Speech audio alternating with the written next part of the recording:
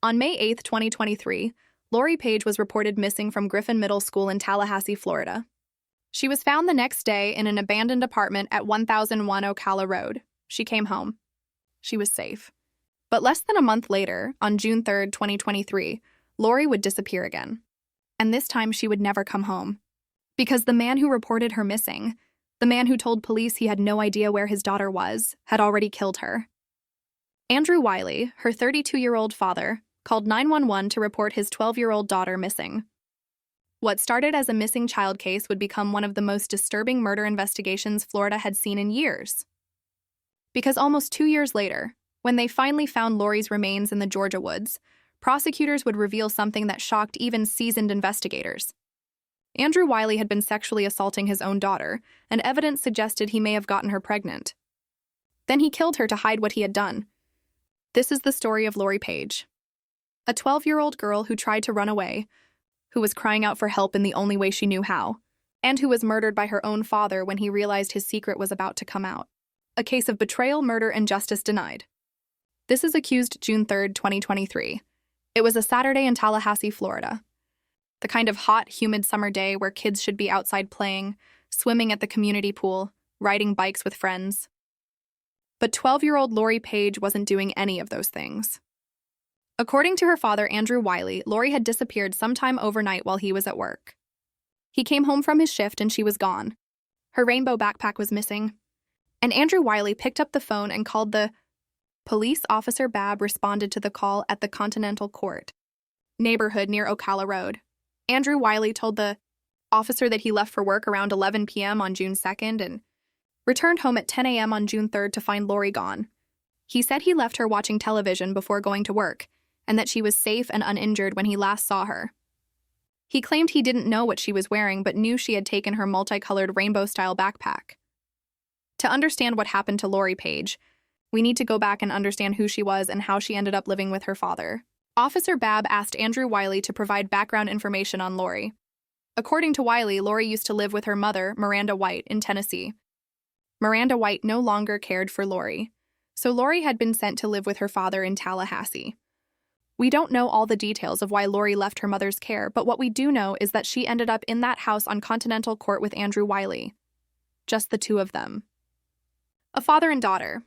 And based on the evidence that would later come out, that living situation turned into a nightmare for Lori. But here's the thing that should have been a massive red flag to investigators from day one. Lori had run away before, about a month earlier, and she had returned home after a brief absence. That first runaway incident happened on May 8, 2023. Lori was last seen at Griffin Middle School and was found the next day in an abandoned apartment at 1001 Ocala Road. Think about that. A 12-year-old girl ran away from home and chose to sleep in an abandoned apartment rather than go back to her father's house. That tells you everything you need to know about what was happening in that home. And there's more. On May 25, 2023, just over a week before Lori disappeared for good, her mother Miranda White requested a welfare check. White later visited Lori and the two had an intense argument. We don't know what that argument was about, but a mother who no longer has custody of her daughter was concerned enough to request a welfare check. And then when she visited, there was a big fight. Was Lori trying to tell her mother something? Was she asking to leave? Was she trying to communicate that she was in danger? We'll never know because less than 2 weeks later, Lori was dead. At first, investigators did not suspect foul play when Lori disappeared on June 3rd. Authorities believed she had voluntarily run away, as she had done about a month earlier. They thought this was another runaway situation, that Lori was upset about something, maybe school, maybe home life, and she took off with her backpack. They expected her to turn up in a day or two like she did before. But unlike the earlier incident, Lori did not come back this time. Days turned into weeks. Weeks turned into months. The Tallahassee Police Department launched a massive search effort. Lori's information was provided to FDLE's MEPIC, and they communicated the information to Tennessee Clearinghouse. Detectives started tracking down every possible lead. They called Lori's mother, Miranda White, and her grandmother, Brooklyn Paige. Brooklyn Paige allowed officers into her home to search. Brooklyn advised that Lori really liked her mother's former boyfriend in Tampa, Maurice Jones, and she provided phone numbers for Jones. Maybe Lori had run away to Tampa to be with someone who had been kind to her. Flyers were distributed to hotels, motels, and extended stay facilities. The community rallied around the search for Lori. Missing posters went up all over Tallahassee. Her face was on the news. Local churches held prayer vigils. Volunteers searched parks, wooded areas, abandoned buildings. Everyone was praying that Lori would be found alive, that she was staying with a friend, or had run away to Tennessee to be with family, or was hiding out somewhere waiting for things at home to get better. But behind the scenes, detectives were starting to see things that didn't add up. Andrew Wiley's story had problems. He said Lori left sometime between 11 p.m. on June 2nd and 10 a.m. on June 3rd. That's an 11-hour window. He was at work. The house was empty. So how did he know Lori was safe and uninjured when he last saw her at 11 p.m.? Why didn't he mention her being upset or saying anything about leaving? And why was his first reaction to call the police instead of driving around the neighborhood looking for her himself? As the investigation continued, more red flags emerged. New court documents released later shared that Andrew Wiley had taken preparations to flee the country after Lori disappeared. Think about that. Your 12-year-old daughter is missing. The police are searching for her. The community is looking for her. And you're making plans to leave the country? That's not the behavior of a worried parent. That's the behavior of someone who knows their child isn't missing. That's the behavior of someone who knows exactly where their child is because they put her there. Andrew Wiley also destroyed his electronics. His phone, his computer, anything that might contain evidence. Again, innocent parents don't do that. When your child is missing, you cooperate with police completely. You hand over your devices. You give them access to everything. You do whatever it takes to help bring your child home. But Andrew Wiley was destroying evidence. He was covering his tracks. And investigators knew what that meant. Then came the forensic evidence that changed everything. DNA testing showed that Lori Paige had been bleeding in Andrew Wiley's car. Her blood. Inside his vehicle. And Andrew had never mentioned anything about Lori being injured. He never said she fell and hurt herself. He never said there was an accident. There was no explanation for why his daughter's blood was in his car. That's when investigators knew for certain. Lori Paige hadn't run away. She was dead. And her father had killed her. For 22 months, this case consumed the Tallahassee Police Department. Detectives pursued hundreds of leads. They conducted interviews across Florida, Georgia, and Tennessee. They analyzed digital evidence. They conducted extensive searches in local areas, wooded regions, bodies of water. In February 2024, a diving effort was made to search for Lori in Lake Esther. Nothing. The case went cold for months at a time, then would heat up again when a new tip came in. The billboards stayed up. The missing posters remained on telephone poles and in store windows. The community never stopped hoping that somehow Lori would be found alive. But as the months stretched on, hope began to fade. A 12-year-old girl can't survive on the streets for months without someone noticing. She can't stay hidden that long. The reality was setting in. If Lori hadn't been found by now, she probably never would be. At least not alive. Then, on April 5th, 2025, nearly 2 years after Lori disappeared, the call came in. Lori's remains were found. Her body was discovered on a plantation in Thomas County, Georgia, just across the state line from Florida, in a wooded, rural area where hardly anyone ever went. The kind of place where a body could lie undiscovered for years. Investigators believe they now know exactly what happened. Detectives believe Andrew Wiley killed his daughter on June 1st, 2023. That's 2 days before he reported her missing. They believe he dumped her body in those Georgia woods on June 2nd. Then he reported her missing on June 3rd. He had a full 48 hours to murder his daughter, transport her body across state lines, dispose of her in a remote location, come home, clean up any evidence, and create his story before calling police. And for almost 2 years, he got away with it. Andrew Wiley was arrested on April 11th, 2025, and charged with second-degree murder. Second-degree murder in Florida means a killing that was intentional but not premeditated. It means prosecutors believed Andrew killed Lori deliberately, but didn't plan it out in advance. The sentence for second-degree murder in Florida is 15 years to life in prison. Andrew Wiley was looking at spending the rest of his life behind bars. At his first court appearance, the judge denied him bond and ordered him held without bail. The judge also ordered Wiley to have no contact with Lori's family, including her mother, grandmother, and aunt. He would stay locked up in the Leon County Detention Facility while awaiting trial. And that's when prosecutors revealed information that made this already horrific case even worse. If cases like Lori's make you wonder how justice actually works, or doesn't work, hit that subscribe button right now. We're digging into the cases that demand answers, the stories that make you question everything you thought you knew about how the system protects children. New episodes every week on Accused. Turn on notifications so you never miss a story. State Attorney Jack Campbell made a stunning announcement. Sexual assault was believed to be the motive for Lori Paige's murder. Let me say that again so it sinks in. Andrew Wiley had been sexually abusing his 12-year-old daughter. And when he realized that secret was about to come out, he killed her to keep her quiet. Campbell revealed that prosecutors had evidence that Andrew Wiley was seeking out Plan B, which is emergency contraception. Plan B is what women take after unprotected sex to prevent pregnancy. Why would a father of a 12-year-old girl be searching for Plan B?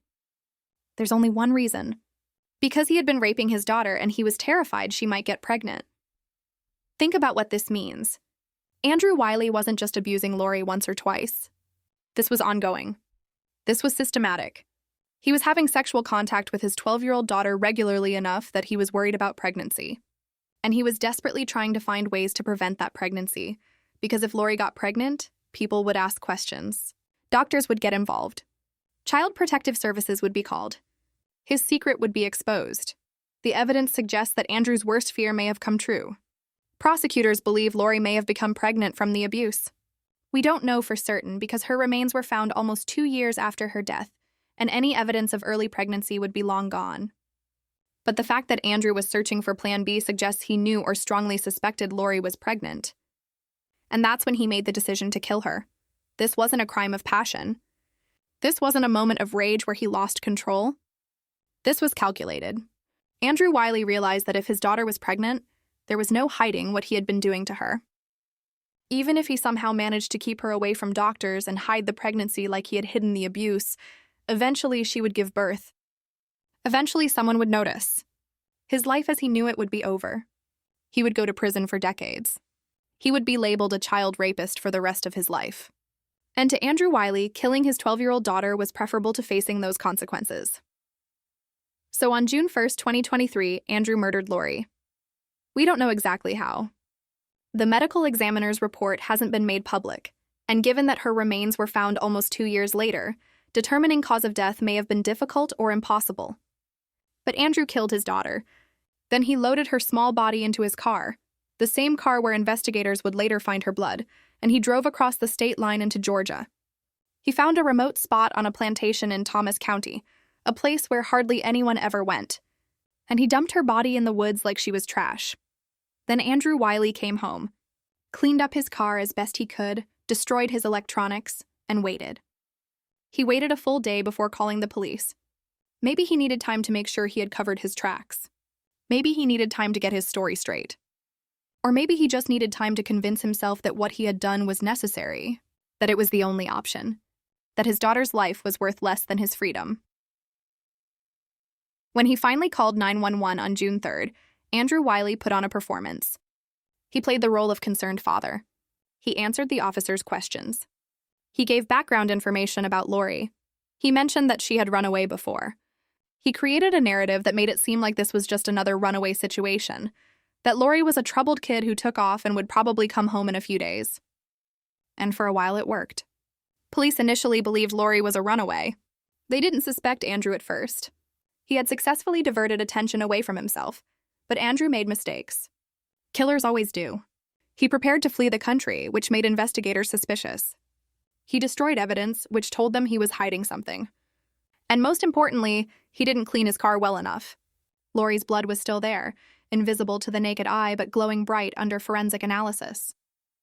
That blood tied Andrew directly to Lori's death. There was no explaining it away. No story he could tell that would make sense of why his daughter's blood was in his vehicle. The Tallahassee community was devastated when Lori's remains were finally found. For almost 2 years, people had been holding on to hope. They had been praying for a miracle. They had been imagining scenarios where Lori was still alive somewhere, maybe scared to come home, maybe unable to contact anyone, but alive. Finding out she had been dead the whole time, killed within days of disappearing, murdered by her own father, was a gut punch to everyone who had been searching for her. On Sunday, April 14th, 2025, a candlelight vigil was held at Cascades Park for Lori Paige. Hundreds of people showed up. Classmates from Griffin Middle School who had spent months wondering what happened to their friend. Teachers who had noticed Lori was struggling and wished they had done more. Neighbors who had seen her around the Continental Court neighborhood and never imagined what was happening behind closed doors. Community volunteers who had spent weekends searching wooded areas and passing out flyers. They all came together to mourn a little girl who deserved so much better than the life and death she got. Andrew Wiley sat in his cell at the Leon County Detention Facility, awaiting trial. His court-appointed attorney was presumably building some kind of defense, though what defense there could possibly be against the mountain of evidence prosecutors had is hard to imagine. The blood in the car, the preparations to flee, the destroyed electronics, the searches for Plan B. Lori's remains found exactly where investigators believed Andrew had dumped them. It was an overwhelming case. Prosecutors were preparing to present all of this evidence to a jury. They were lining up expert witnesses, forensic specialists who could explain the DNA evidence, digital forensics experts who could testify about the electronic devices Andrew destroyed and what that destruction signified, medical professionals who could talk about Plan B and why someone would be searching for it. And most powerfully, they likely planned to call Lori's mother, Miranda White, her grandmother, Brooklyn Page, her teachers from Griffin Middle School, anyone who could paint a picture of who Lori was and what her life had been like living with her father. The trial was going to be a media spectacle. Court TV would probably cover it gavel to gavel. True crime podcasters would dissect every detail. Andrew Wiley's face would be on the news every single day as the trial progressed. And at the end of it all, a jury would find him guilty. Everyone knew it. The evidence was too strong. There was no reasonable doubt. Andrew Wiley was going to be convicted of murdering his daughter, and he was going to spend the rest of his life in prison. But then something happened that no one expected. Something that would deny Lori Paige the justice she deserved. Something that would rob her family of the chance to see her killer held accountable in a court of law. On Thursday, June 19th, 2025, at approximately 5:36 p.m., Andrew Wiley was pronounced dead at the Leon County Detention Facility. He had been in custody since his arrest in April, just 2 months earlier. Detention staff began life-saving measures and were assisted by emergency responders, but they could not save him. The preliminary autopsy report determined he died from a pulmonary embolism. The Leon County Sheriff's Office ruled his death as natural causes. A pulmonary embolism is when a blood clot travels to the lungs and blocks an artery. It can happen suddenly and without warning. It's one of those medical emergencies that can kill a person in minutes, even with immediate medical attention. There was nothing suspicious about Andrew Wiley's death. No foul play, no jailhouse justice. Just a 36-year-old man who developed a blood clot and died before he could stand trial for murdering his daughter. The reaction from Lori's family and the Tallahassee community was complicated. On one hand, Andrew Wiley was dead. He could never hurt anyone ever again. He would never walk free.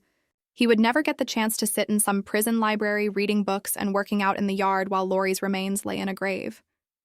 There was a certain justice in the fact that he died in a cell, that his last moments were probably filled with fear and pain, that he never got to live another full day of freedom after what he did.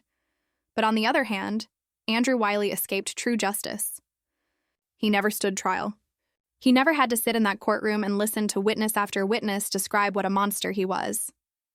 He never had to hear a medical examiner testify about the condition of Lori's remains when they were found. He never had to look Lori's mother in the eye as she read a victim impact statement describing the pain of losing her daughter. He never had to hear a judge sentence him to life in prison.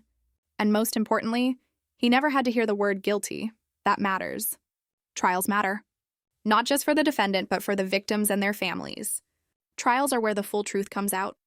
Trials are where survivors and family members get to tell their stories in a public forum. Trials are where justice is formally declared. A jury of your peers looks at all the evidence and says, yes, you did this terrible thing, and we as a community find you guilty. That's powerful. That's healing for some people. And Lori Paige's family was robbed of that.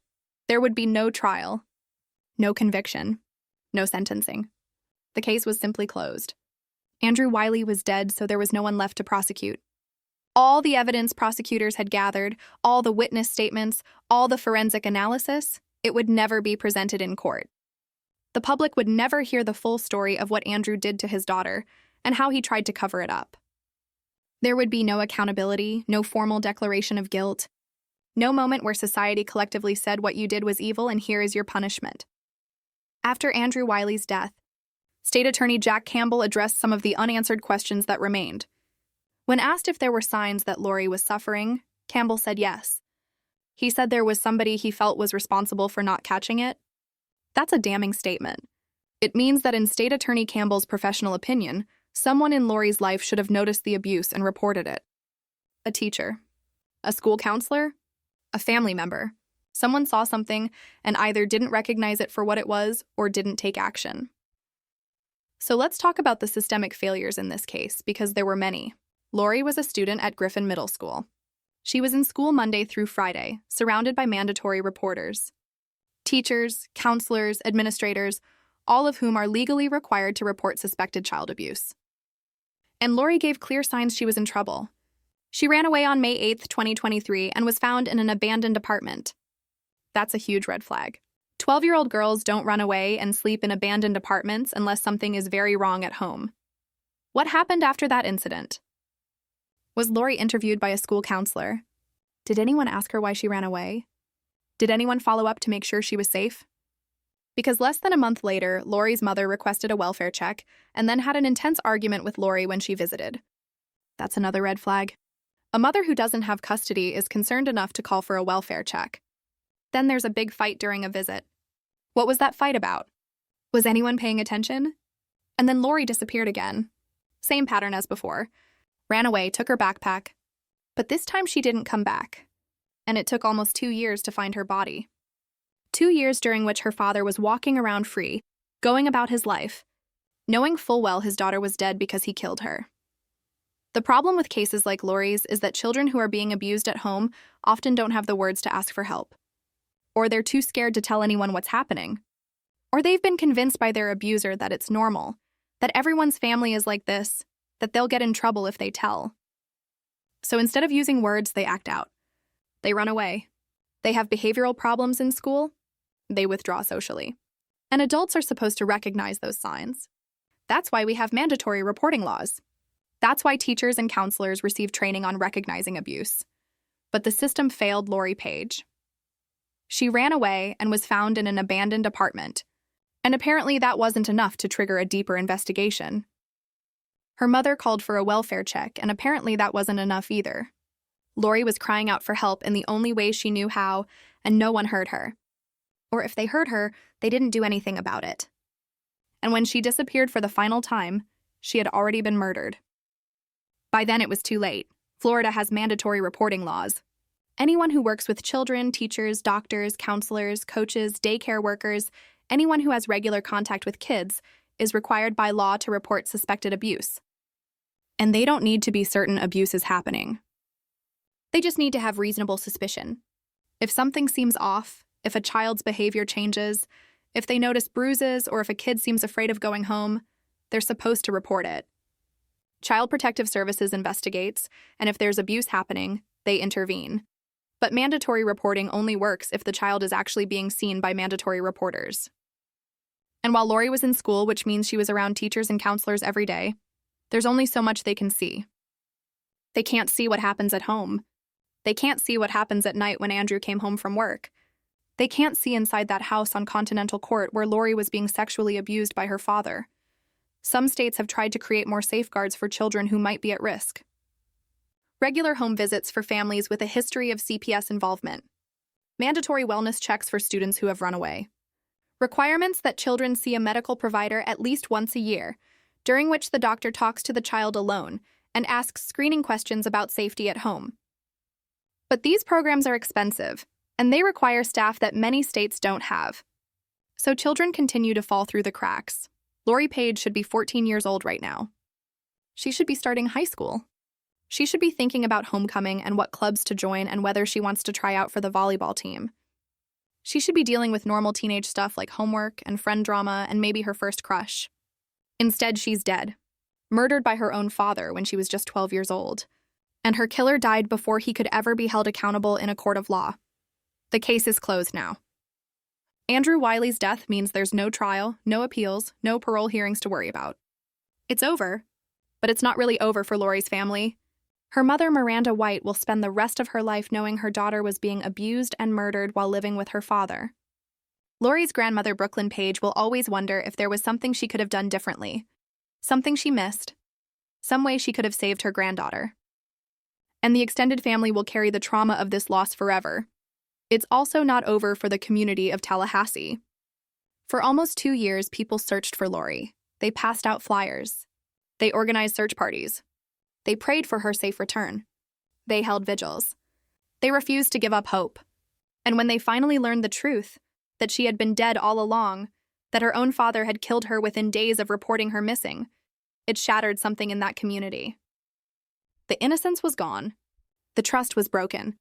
Because if a father can do this to his own daughter, if a man can murder his child and then stand in front of news cameras pretending to beg for her return, then who can we trust? What other monsters are hiding in plain sight? This case raises questions that don't have easy answers. How do we better protect children from abuse happening in their own homes? How do we create systems that catch warning signs before it's too late? How do we balance family privacy with the need to ensure children are safe? How do we help kids who are being abused find the courage to tell someone what's happening? These are complicated issues, and there's no simple solution, but here's what we know for certain. Lori Paige deserved better. She deserved a father who protected her instead of abusing her. She deserved adults who noticed the signs and took action. She deserved to grow up, to have a life, to become whoever she was meant to be. And she deserved justice. Real justice. The kind that comes from a trial and a conviction and a formal declaration from society that what was done to her was evil and would not be tolerated. Instead, Lori got none of that. Her father abused her, possibly got her pregnant, and then killed her to hide what he had done. He dumped her body in the woods and reported her missing. He almost got away with it. And when he was finally caught, when the evidence was overwhelming and he was about to face a jury, he died. Natural causes. A blood clot. Just bad luck, or perhaps karma, depending on your belief system. But either way, the result is the same. No trial, no conviction, no justice. So let me ask you this. What affected you most about Lori's story? Was it learning that she ran away to an abandoned apartment just weeks before she was killed, desperately trying to escape her father? Was it finding out she was only 12 years old when he started sexually abusing her? Was it the evidence that Andrew was searching for Plan B because he thought he might have gotten his own daughter pregnant? Was it the fact that he murdered her and dumped her body in the Georgia woods, then pretended to be a grieving father for almost 2 years? Or was it learning that Andrew Wiley died before he could ever face a jury, escaping the justice Lori deserved? Drop your thoughts in the comments. And here's another question. Do you think someone in Lori's life should have caught the warning signs? Should a teacher or counselor have done more when she ran away that first time? Should her mother have pushed harder when she requested that welfare check? Or do you think the system itself is broken, that we don't have adequate safeguards in place to protect children from abuse happening in their own homes? Let me know what you think. If this case made you feel something, if Lori's story matters to you, hit that like button. And if you're not already subscribed to Accused, subscribe right now. We cover the true crime cases that make you question everything, the stories that expose the darkest parts of human nature, and the systems that are supposed to protect us. Turn on notifications so you're here every time we post a new episode. Coming up next week, we're covering the case of Baby Doe, a toddler whose body was found in a river, and the shocking twist that led police to arrest not one, but 2 people in connection with her death. You won't want to miss it. And if you or someone you know is experiencing abuse, please reach out for help. The National Child Abuse Hotline is available 24 hours a day, 7 days a week. Call 1-800-422-4453 or text HELP to 741741. You can also go to their website. There are people ready to listen, ready to help, ready to believe you. You don't have to suffer in silence. Lori Paige suffered in silence, and it cost her everything. Please don't let that be your story, too. Lori Paige was 12 years old. She loved her rainbow backpack. She was a student at Griffin Middle School. She tried to run away because home wasn't safe. And when she couldn't escape, her father murdered her rather than face the consequences of what he had been doing to her. She deserved better. She deserved safety. She deserved childhood. She deserved justice. And even though Andrew Wiley is dead, even though there will never be a trial, Lori's story still matters. Her life still matters, and we're not going to forget her. This is Accused. We'll see you soon.